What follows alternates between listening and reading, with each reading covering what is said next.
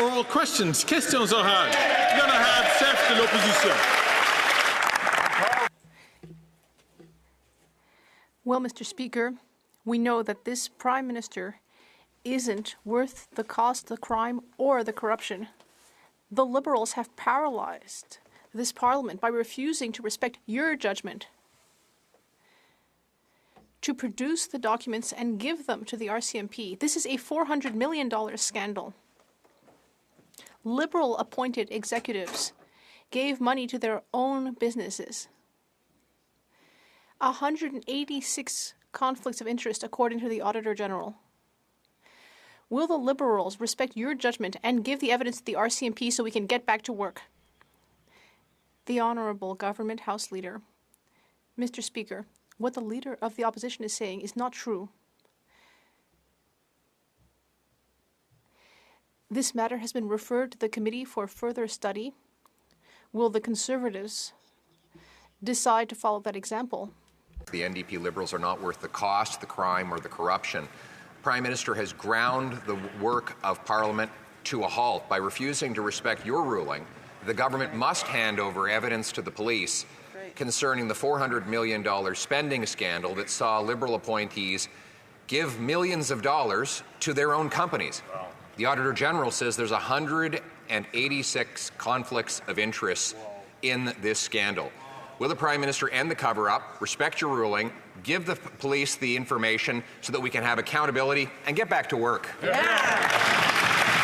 The Honourable Leader of the House in the House of Commons. Thank you, Mr. Speaker. Well, it's demonstrably false what the Leader of the Opposition is saying, because your ruling was to send this matter to the House and Procedure Affairs Committee for more study. And so, in fact, it is only the Conservatives that are now obstructing their own obstruction, because they don't want this to go to committee, because it would demonstrate that they are trying to upend charter rights and override police independence. Thank you, Mr. Speaker. Right. The Honourable Leader of the Opposition. Mr. Speaker, the Parliament can get back to work this minute if the government will just hand over the evidence to the police about this $400 million Liberal spending scandal. I found it interesting. They say everybody's going to lose their charter rights if the police get evidence into this $400 million Liberal spending scandal. Right. No, what will happen is that the Liberal nominees and appointees who engaged in 186 conflicts of interest to stuff their own pockets will be held criminally accountable, and Canadians might get their money back. Why won't they hand over the evidence, respect your ruling, so we can get back to work around here? The Honourable Leader of the Government in the House of Commons. Mr. Speaker, what's interesting about this is that there's actually proof that the Leader of the Opposition is saying is false, because in your ruling you said this matter needs to go to the House and Procedures Affairs Committee for further study, because this is unprecedented in what the Conservatives are putting forward, because, as the RCMP mentioned, it would upend charter rights and it would blur the lines between judicial and legislative independence. Mr. Speaker, the Conservatives can follow your ruling and we can all go back to work, which is what exactly the Canadians want us to do. Thank you. Yes, it is. I'd like to thank all members for being very patient and not taking the microphone. I'm going to remind the Honourable Member from South Shore St. Margaret's to do the same. The Honourable Leader of the Opposition. A year ago today, a sadistic and genocidal death cult, Hamas, carried out the biggest attack on Jews since the Holocaust and has 100 more hostages. Bring them home. Here at home, though, our Jewish friends and neighbors have been doubly victimized as anti-Semitic mobs take to the streets shouting, "From Palestine to Lebanon, Israel will soon be gone. There's only one solution: intifada, revolution." Will the government clearly and unequivocally condemn these genocidal chants from hateful mobs on our streets? Yeah.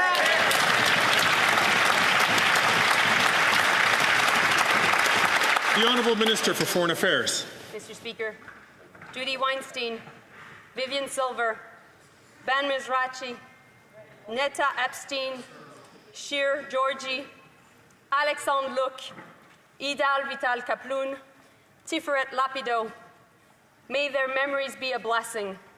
It was my honor to have met with their families here at home and in Israel. And on the anniversaries of Hamas' horrific attacks, my promise to their loved ones is the following: year after year, Canadians will honor their memories And to Jewish people, we stand with you. We won't relent until the last hostage returns home.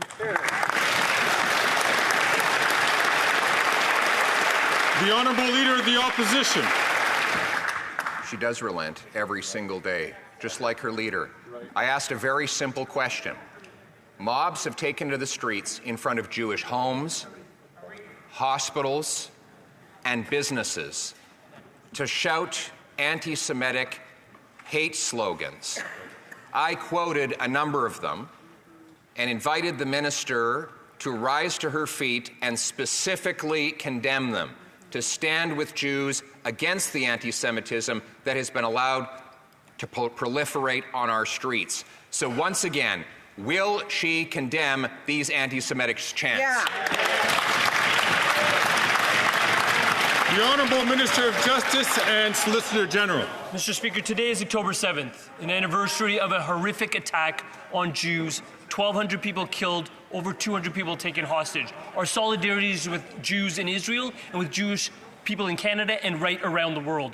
What we stand up against absolutely is the amount of hatred that we have seen in this country and countries around the world where people will target Jewish Canadian schools, daycares, and synagogues for the acts that they have a problem with on another side of the world. We are better than that in this country. We need to stand up against that kind of hatred in support of Jewish people and in place of all people who defend their ability to worship how and whom they choose.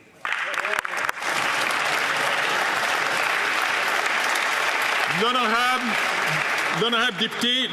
The Honourable Member for La Prairie. Mr. Speaker, seniors came here to the Hill last week to ask for old age security to be increased by 10%. According to a poll, 79% of people agree with that. 79%. And elected officials voted unanimously for it. We just need the government to grant royal recommendation to C-319, but it doesn't want to because it says that that's not how things are done. We are bringing up seniors' living conditions. We're bringing up democracy. And meanwhile, the government keeps talking about procedure. When will they stop dragging their feet and grant royal recommendation? The Honourable Minister of Labour and Seniors. Mr. Speaker, I have visited with many seniors in my riding over the weekend. I have dialogued with them. And knowing my honourable colleague, I'm sure that he has been very clear with seniors. For example, the fact that he is opposed to lowering retirement age to 65, the Bloc Québécois voted against that. When we increased the guaranteed income supplement, the Bloc voted against. And when we brought in dental care for thousands of seniors in Quebec, the Bloc Québécois voted against that. The member for La Prairie. Mr. Speaker, seniors are mobilizing to increase their pensions. 79% of people agree. All parties voted for it at committee. And yet, the Liberals just keep talking to us about procedural problems. And the same thing applies to the issue of supply management. Farmers want C-282. All of the parties voted for it, but it's stuck in the Senate. And once again, the Liberals are refusing to do anything. In both cases, the Liberals are talking to us about procedural problems, but it's the real problem that the Liberals just don't care. Culture Niagara Food. Thank you very much, Mr. Speaker. My honourable colleague is well aware that it was our party that initiated the supply management program. It's our party that supported the supply management program through its history. It's a very successful program, and we supported 282, and we urge the other place to move on this legislation. Thank you, Mr. Speaker. Good job. L'honorable député de New Westminster. The Honourable Member for New Westminster Burnaby. Mr. Speaker, the right to housing is critical, but the housing crisis has only gotten worse since the Liberals came to power. The Liberals and the Conservatives before them sold more than 1 million affordable housing units to rich developers so that they could get rich at the expense of families. The Liberals let rents double. Meanwhile, the Conservatives helped their real estate donors get rich. Both of these parties provoked the housing crisis. Why do they want families to pay the price for what they've done? The Honourable Minister of Public Services and Procurement. Thank you, Mr. Speaker. Our colleague is right to oppose the Conservatives. When the Leader of the Opposition was Minister for Housing for the entire country, he only managed to build 6 affordable housing units. But my NDP colleague is also right to say that the Conservative leader is cynical. He's saying that helping seniors who live in low-income housing or co-ops would be encouraging a Soviet lifestyle. The housing crisis in Indigenous communities continues to be a stain on this government's record. Over 300,000 Indigenous people continue to live in unsuitable housing. The Liberals promised to build homes for First Nations, Inuit, and Métis communities and broke it. To make matters worse, Indigenous people are still reeling from the Conservatives' cuts to housing until this day. Liberals break promises, Conservatives gut and cut, Indigenous people pay the price. When will this government finally act to build the homes Indigenous people desperately need? The Honourable Minister for Public Services. Thank you, Mr. Speaker. Our colleague is entirely right. That's why we have been building thousands and tens of thousands of homes for Indigenous Canadians and other Canadians in the last 9 years. Now, if we had built on the record of the Conservative leader with 6 affordable apartments in his entire mandate, we would be a long way from what is needed for Indigenous Canadians in 2024. In addition to that, as I said in French, the Conservative leader doesn't want to support seniors and Indigenous Canadians when they live in low-rent housing because he believes it encourages a sort of Soviet-style housing conditions. L'honorable chef de l'opposition. I gave the Foreign Affairs Minister 2 opportunities to condemn the increasingly common and terrifying anti-Semitic chants we hear in the streets. Israel will soon be gone. There is only one solution, intifada, revolution. Twice she refused to condemn those remarks. She continues to pander to Hamas supporters in the Liberal Party as part of her leadership campaign rather than doing her job. So I'll give her another chance. Will she publicly support Israel's right to retaliate against the tyrants of Tehran and the terrorists in Hezbollah and Hamas to protect itself? Yes or no? Yeah.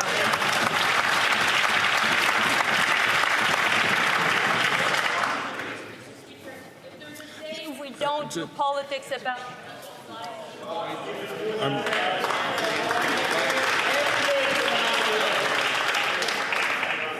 I just want to encourage all members to ensure, consistent with rulings in the past, and I will come back to this near the end of question period, but just to caution all members to please be judicious in their words. The Honourable Minister for Foreign Affairs. Mr. Speaker, if there's a day where we don't do politics about people's lives being taken or people being killed, it's today.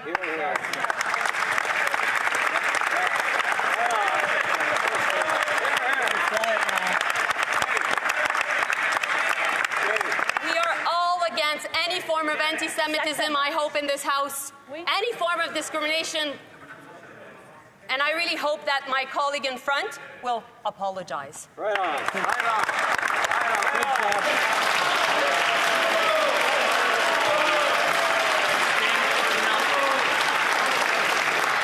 The Honourable Leader of the Opposition. If there was ever a day when we needed a government to stand up for what was right, this would be that day.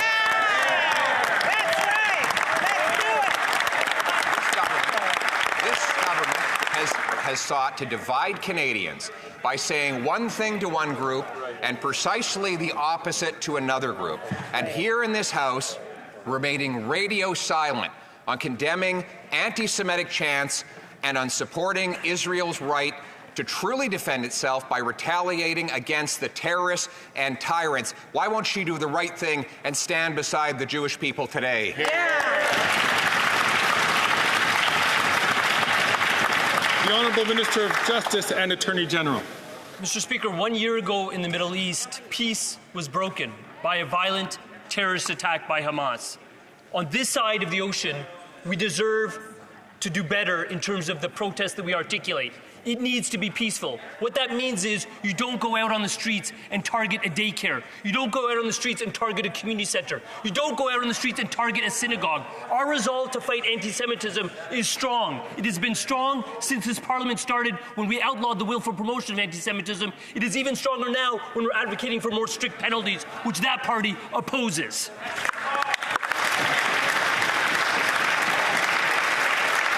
The honourable member for Leeds, Grenville, Thousand Islands and Rideau Lakes. Speaker, it was you who ruled that this NDP Liberal government obstructed a lawful order of this House by not turning over the evidence in the $400 million corruption scandal. It has this Parliament paralysed and unable to deal with the misery and chaos that's been created after 9 years of this NDP Liberal government.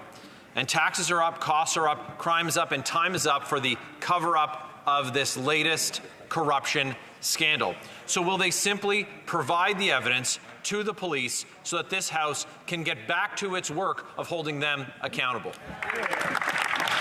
The Honourable Leader of the Government in the House of Commons. Thank you, Mr. Speaker. Well, that member is again false in his statements, because what you clearly ruled was that this matter should be sent to committee for further study, because it is the first time in this Parliament's history that it is taking its extraordinary powers and abusing them in such an egregious way.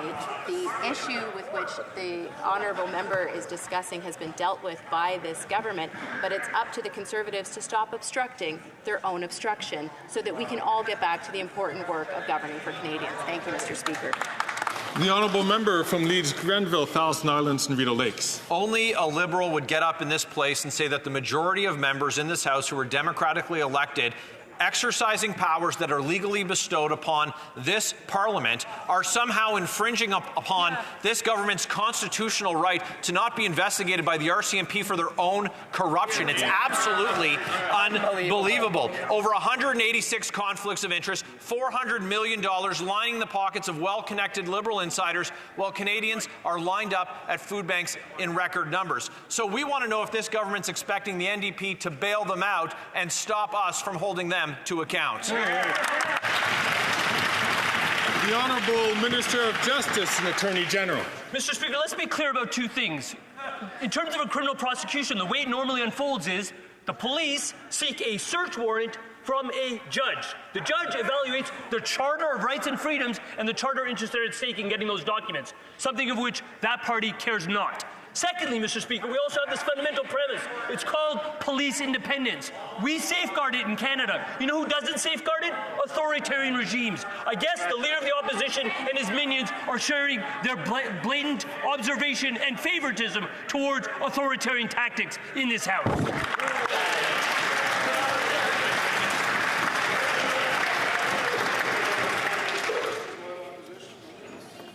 L'honorable député. The honourable member for Louis Saint Laurent.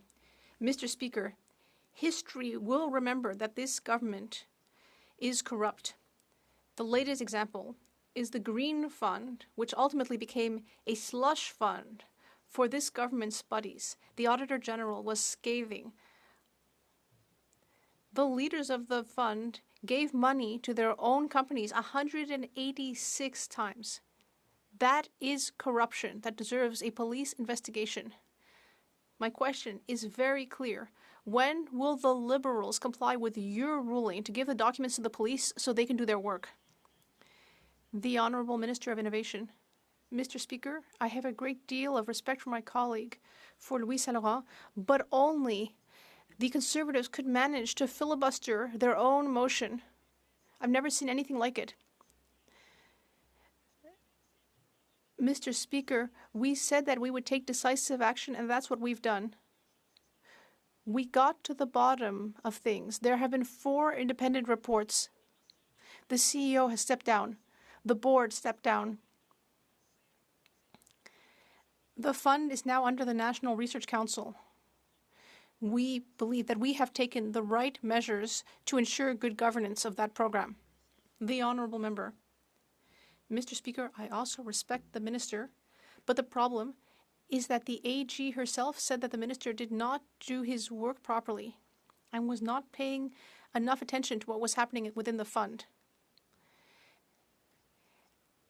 And we know that people here at the table are saying that the RCMP does not have all the documents. The only way to ensure that the RCMP can properly do its work is to ensure that the Liberals actually provide all of the documents. When will the minister finally stand up and do his duty? The Honourable Minister of Innovation. Mr. Speaker, again, I have a great deal of respect for my colleague, but there have been 4 independent reports. Not 1, 4. 4 independent reports were produced. And the RCMP commissioner has said in an open letter that the RCMP had access to all the documents. So in the interest of Canadians and democracy, in the interests of our work here in the House, we are asking the Conservatives to stop filibustering their own motion and to work hard in the interest of all Canadians. The Honourable Member for Berthier-Masquinongé. Mr. Speaker, I'd like to come back to C-282, a bill that protects supply management. We were wondering why two senators, Peter Beam and Peter Harder, were blocking the bill in the Senate. Well, now we know why. Because of Dimitri Soudas, former advisor to Stephen Harper. He said about the two senators that they are two former deputy ministers who tried many times to convince Stephen Harper to abandon the supply management program. I was there, he said. So these two Liberal-appointed senators are trying to topple something that was voted in this House. Is that acceptable for the Liberals? Agroalimentaire. The Honourable Minister of Agriculture. Yeah. L'honorable ministre Revenu National. Merci, Monsieur le Président. Je peux vous The Honourable Minister of National Revenue. I assure you that all Liberals here support supply management, just like our Bloc Québécois colleagues. But the Conservatives, well, I can't say the same for them. We have had a conversation with the Senate. We are talking with senators, just like my colleague from the Bloc, but the Senate is independent.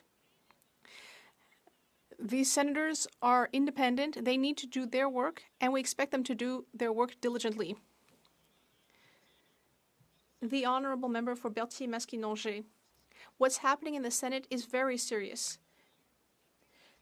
These two non-elected officials are attacking our farmers and also the very basis of our democracy. This is where we vote in legislation in this House. If Peter Beam and Peter Harder don't agree with this legislation and want different legislation, then they should have the courage to step down from the Senate and get elected. This is where democracy has its seat. Our people's representatives are here and they supported C-282. So will the government ensure that these two senators respect democracy? The Honourable Minister of Public Services and Procurement. Thank you, Mr. Speaker. Same question, same answer. My colleague gave a very clear answer. We support supply management. And in fact, the Liberal Party, a Liberal government, brought in supply management several decades ago. We have always been very consistent in our position, unlike some members in this House. We have defended supply management even when President Trump wanted to get rid of it and when the Conservatives were asking us to capitulate.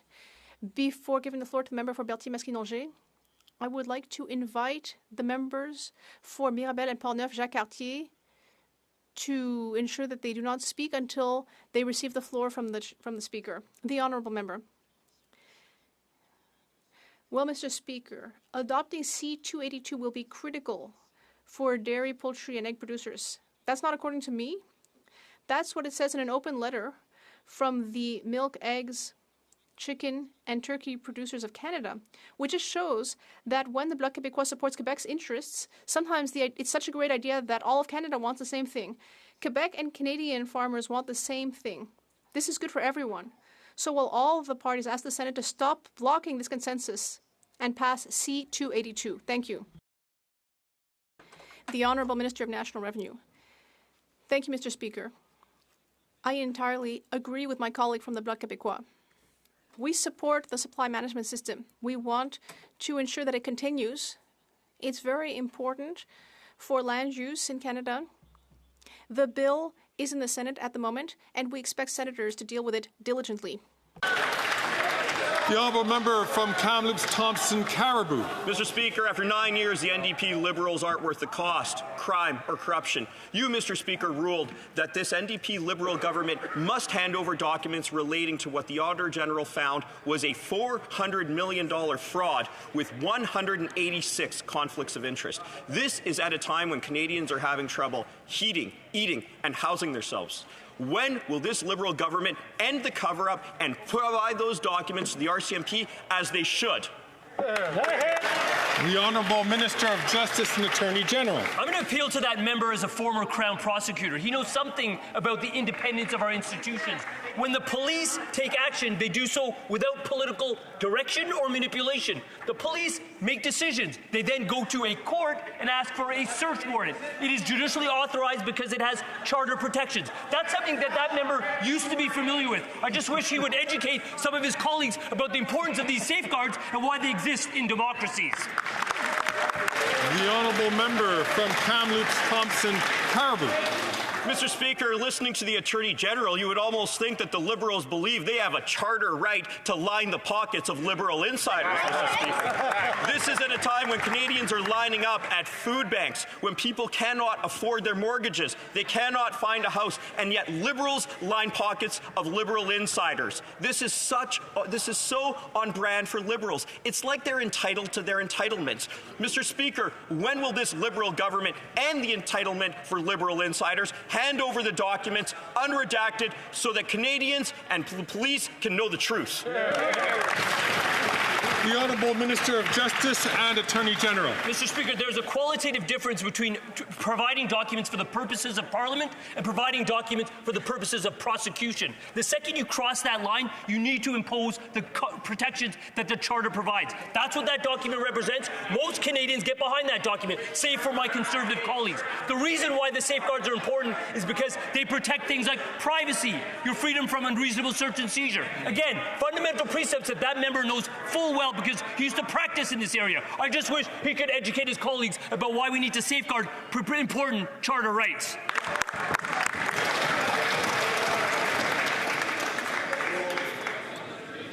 Colleagues. The Honourable Member from Carlton Trail, Eagle Creek. After 9 years of NDP Liberals, taxes are up, costs are up, crime is up, time is up. The Green Slush Fund is more proof that the NDP Liberals are not worth the cost, crime or corruption. They have violated a House order to cover up for their friends. This $400 million Liberal scandal has paralysed Parliament, making it impossible to address the Prime Minister's agenda of crime and chaos. Will the NDP Liberals end the cover-up, give proof to the police, so Parliament can get working for Canadians? The Honourable Minister for Innovation. Mr. Speaker, talking about working for Canadians. Now Canadians at home, we're seeing conservative blocking conservative motion, Mr. Speaker. Can you imagine that? We live in a parallel world in this place. The Conservatives are blocking their own motion, Mr. Speaker. What we did and we promised the Canadian was to get to the bottom of this, Mr. Speaker. There'll be 4 independent reports, Mr. Speaker, including the Auditor General, including the Commissioner of the RCMP. We said he has all the documents, Mr. Speaker. Not only the board resigned, the CEO resigned, the integrity of the foundation has been transferred, Mr. Speaker. We uphold the highest standard in this House. Colleagues. The Honourable Member from Victoria. Mr. Speaker, Canadians expect their government to do more when it comes to the climate crisis, but the Liberals are so far deep in the pockets of Canada's worst polluters that they plan to label fossil fuels as sustainable.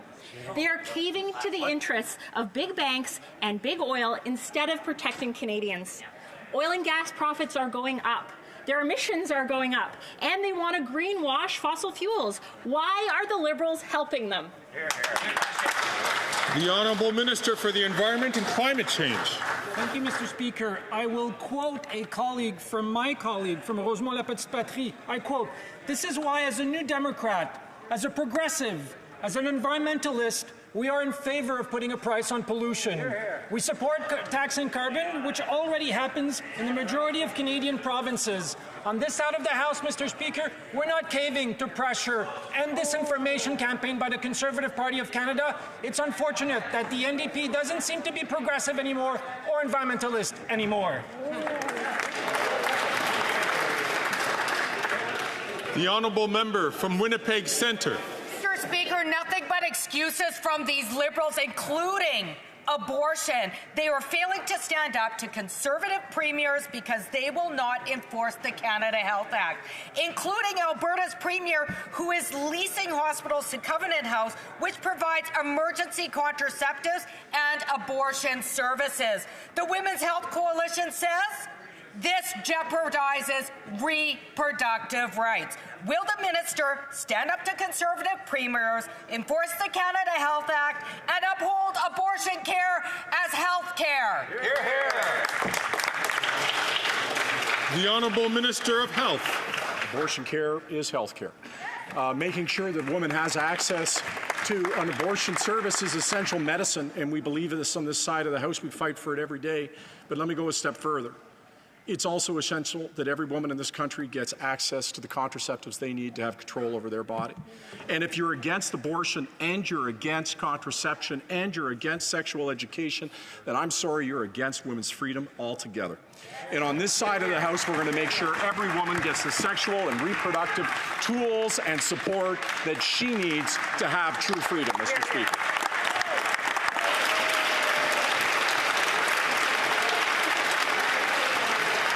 The honourable member from Kitchener South Hespeler. Mr. Speaker, buying a home is one of the biggest decisions that a Canadian can make in their lifetime. Unfortunately, high mortgage costs can be barriers to many, particularly the younger generation seeking to purchase their first home. Our government has made some of the boldest mortgage reform changes in decades to ensure that younger Canadians can turn home buying into a reality. Can the Minister of Finance explain to this House how the adjustments to the mortgage amortization period will enhance and improve access to homes for thousands of Canadians?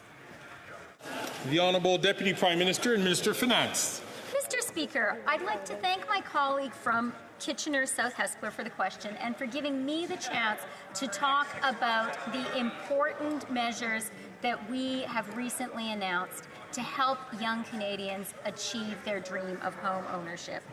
We've announced for first-time homebuyers amortizations of 30 years and 30-year amortizations for all Canadians buying new builds. Not only will this put the dream of home ownership in reach for more young Canadians, it will help get more homes built faster. That's good news for Canadians, Mr. Speaker.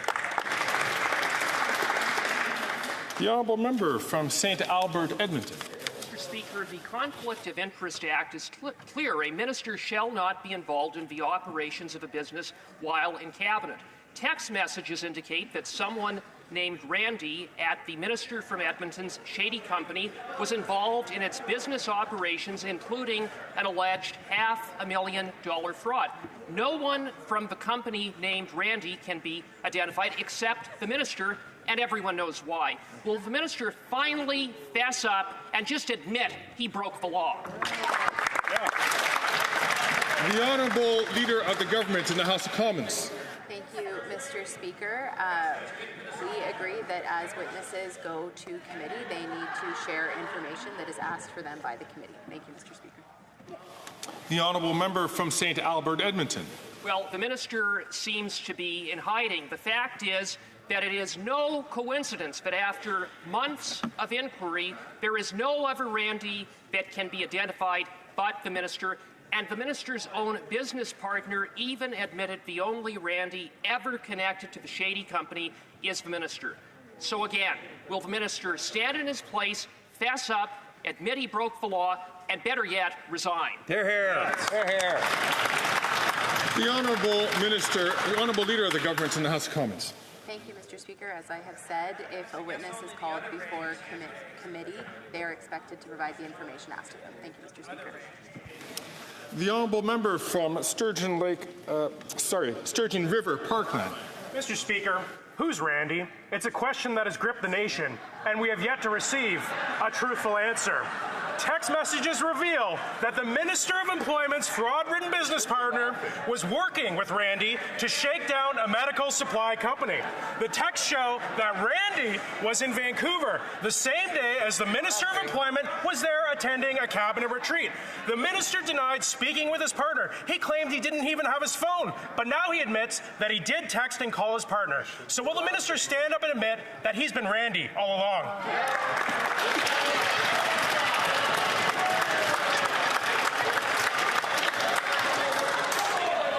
Colleagues, the Honourable Leader of the Government in the House of Commons. Thank you, Mr. Speaker. As we have stated all along, that if a witness is called to committee and asked to provide information, they need to provide that information to committee. Thank you. That's right. The Honourable Member from Sturgeon River. Well, Mr. Speaker, the Minister of Employment denied being Randy. He claimed he had no business dealings with his fraud-ridden business partner. He said he never even spoke to him in Vancouver while he was at the Cabinet retreat. He said it was impossible. But after handing over his phone to the Ethics Commissioner, he finally admitted that he did text and call his business partner while at the Cabinet retreat in Vancouver. The Minister concealed the truth from Parliament for months, and only after getting caught did he admit his actions. Now the Speaker has even found his business partner in contempt of Parliament. The Minister has had all summer to reveal the real Randy. Will he stand up and reveal himself today?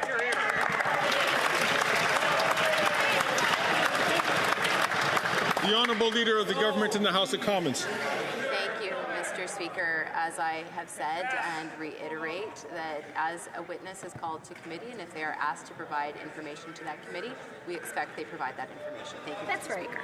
Very L'Honourable Député de Mirabel. The Honourable Member for Mirabel. Mr. Speaker, whistleblowers who have courage to report wrongdoing in the federal government have to wait 3 years, not for an investigation to be concluded, but for one to even be started. Imagine just how reluctant this makes people to blow the whistle. And imagine how this affects the public's confidence at a time when the federal government is knee-deep in scandals like ArriveCan and SDTC. The Public Sector Integrity Commissioner is asking for the resources that she needs to process whistleblowing in a timely manner. Will the government immediately give the Commissioner these resources? The Honourable President, The Honourable President of the Treasury Board. Mr. Speaker, my office is working with the Commissioner's office to address funding concerns and resource concerns. Protecting whistleblowers is absolutely a priority, a top priority for our government. We have brought about many improvements to the process. So, Mr. Speaker, whistleblowers play a critical role in our democracy, and we are here to support them. The Honourable Member for Mirabel.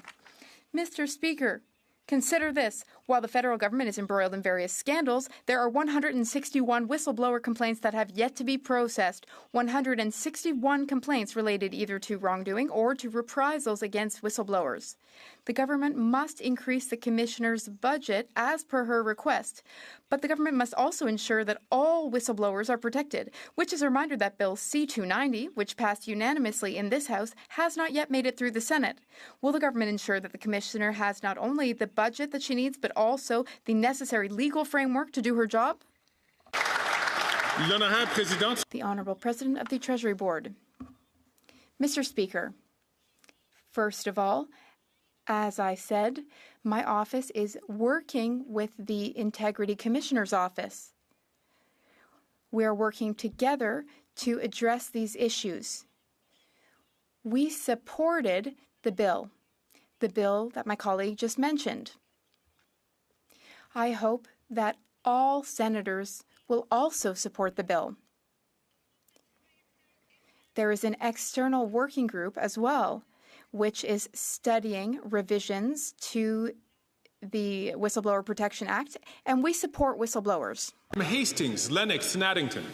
After 9 years of NDP Liberals, taxes are up, crime is up, cost is up, time is up, Mr. Speaker.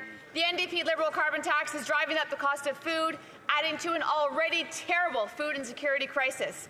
It has gotten so bad, doctors are being told to be on the lookout for scurvy. That's right, scurvy.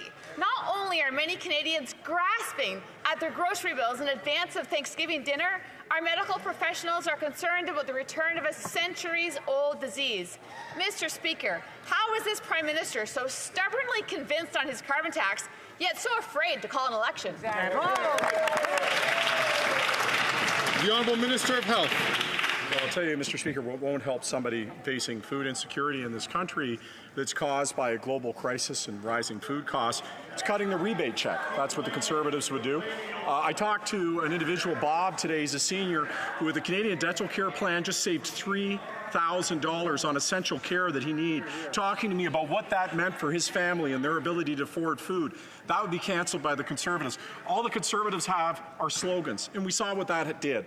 Fake lakes, gazebos, rubber checks, because they're going to go from slogans to try to win an election to slogans to explain why they're not doing anything for anybody. We're not going to allow that to happen. The honourable member from Hastings, Lennox and Addington. Thank you, Mr. Speaker. While sunny days are over, everyone should be concerned when leading medical publications are raising the alarm bells about scurvy in Canada in 2024. This disease was an issue 400 years ago. The cost of the carbon tax on food pricing is real. Limited access to adequate food caused by this increase is real. And lastly, the negative effects on the health of Canadians is real. Mr. Speaker, will the government axe the tax to lower the cost of food so that Canadians can once and again enjoy an affordable family Thanksgiving dinner? The Honourable Minister of Health. You know what's back after decades of being gone? Tuberculosis, measles, misinformation that is being spread around things like vaccines and about public health is doing insane damage to people. And I'll tell you, if you care about food insecurity in this world, then you should be supporting a school food program. If you care about food insecurity, then you should be helping families lift up, not giving them empty slogans with nothing behind them. Mr. Speaker, we face difficult times in this world right now. This requires serious and real conversations. That's what we're centered on. That's what we think about. That's the solutions that we offer. The honourable member for Beauce. Mr. Speaker, everything is more expensive thanks to the Bloc Liberal coalition. The price of housing, the price of gas, but most of all, the price of food, which has shot up 22% since 2021. The food banks in my riding of Beauce barely have enough food to feed families in the region. But the Bloc Québécois continues to support this government, which has impoverished Quebecers. Families are really struggling. They need help as soon as possible.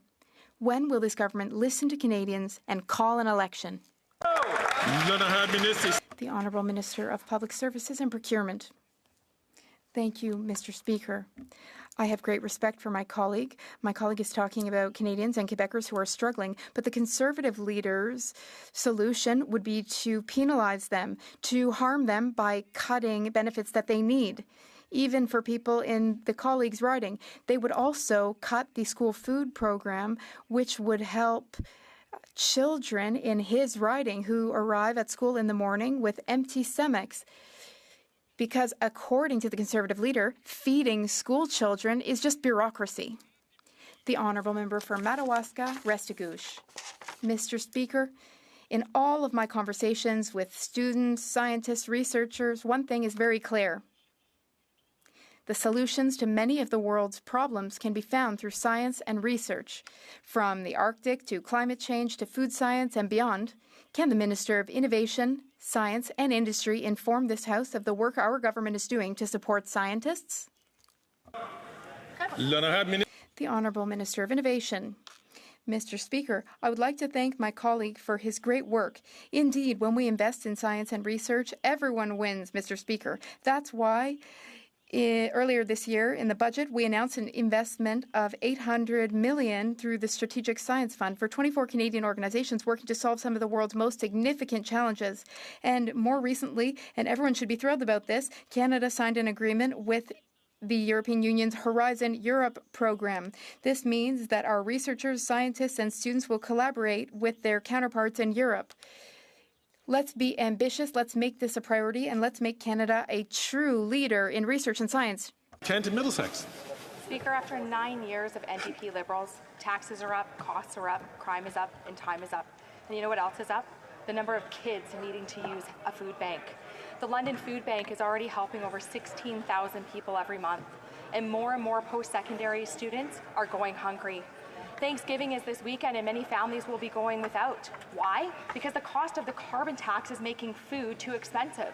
So if this Prime Minister is so convinced on his carbon tax, why won't he call a carbon tax election? The Honourable Minister for Families, Social Development. Mr. Speaker, we all suffer when some of our fellow Canadians are suffering. And we've made some historic investments, Mr. Speaker, including in 2016 when we brought in the Canada Child Benefit, which is providing support to over 4.3 million families each and every month, Mr. Speaker, an allowance that goes in their bank account every month to help with those basics, Mr. Speaker. This is how we are fighting for and supporting Canadian families, Mr. Speaker. Bravo. The honourable member from Lambton, Kent, Middlesex. Mr. Speaker, of course the Laurentian elites wouldn't understand. They don't know what it's like to be a parent living paycheck to paycheck, trying to feed their families. Constant NDP Liberal tax hikes and inflationary spending means that 1 million Ontarians had to use a food bank last year because they couldn't afford to buy food. In Middlesex, London, that means that 23,000 kids are going hungry. What parents really want is to give their kids a good Thanksgiving. So will the Prime Minister give Canadians what they want and call a carbon tax election? The Honourable Minister for Families, Children and Social Development. Mr. Speaker, on this side of the House, we're focused on fighting for Canadian families. What does that mean, Mr. Speaker? That means making $1 billion commitment to families and children across this country to bring forward a school food program, Mr. Speaker, that will feed over 400,000 children each and every year. We've already seen progress with Newfoundland and Labrador on board and putting this forward in their schools. I look forward to more provinces and territories signing on so we can ensure kids have food at school. The Honourable Member for Montmagny, Lillet, Kamouraska, Rivière-du-Loup. Thank you, Mr. Speaker. After 9 years of this Liberal government, young Canadians and Quebecers are suffering. The sky-high cost of living is driving people to despair all over the country. 1.3 million Quebecers are experiencing food insecurity. And they're struggling to find a job, too. In a country like Canada, that's a disgrace. Quebecers have had enough of this centralizing, inflationary Liberal government, but the Bloc Québécois is still insisting on keeping them in power. It's unbelievable. Young people need jobs and housing. Can the Bloc Québécois give young Quebecers a break and stop supporting this Liberal Prime Minister who is ruthlessly impoverishing them? The Honourable Minister of Public Services and Procurement. Thank you, Mr. Speaker. Ruthless? You know what's ruthless? Conservative policy toward Quebec's families and young Quebecers. He should bring his party leader with him. He says it's bureaucratic to help people to give food to children at schools, children who arrive in the morning with empty bellies. In fact, what about in the members' riding? We need an explanation about why it's bureaucratic to help hungry children. Member from St. John's East. In 2012, the Conservative Prime Minister traveled to the World Economic Forum in Davos to announce their plan to raise the retirement age to 67. Their plan, supported by the Leader of the Opposition, would have taken away OAS from 1 million Canadian seniors who turn 65 this year. Can the Minister of Seniors share how the government has defended Canadians' right to retire at 65 and what further supports for seniors is at risk of Conservative cuts? The Honourable Minister for Labour and Seniors. Mr. Speaker, thanks to my colleague, the chair of our Seniors Caucus. Mr. Speaker, the Conservatives' World Economic Forum agenda tried to turn Canadians' 2 best years of retirement into their 2 worst years of work by raising the retirement age to 67. Shameful. We reversed it. That's right. Their World Economic Forum wish list would cut our $1,000 increase to the GIS that helps nearly 1 million seniors. It would cut rent relief for vulnerable seniors and would kick 2.5 million seniors off the Canadian Dental Care Plan. The World Economic Forum agenda will not pass, Mr. Speaker.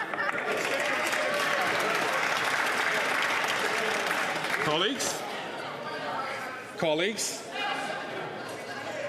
your colleagues don't believe you. The honourable member from Courtenay, Alberni.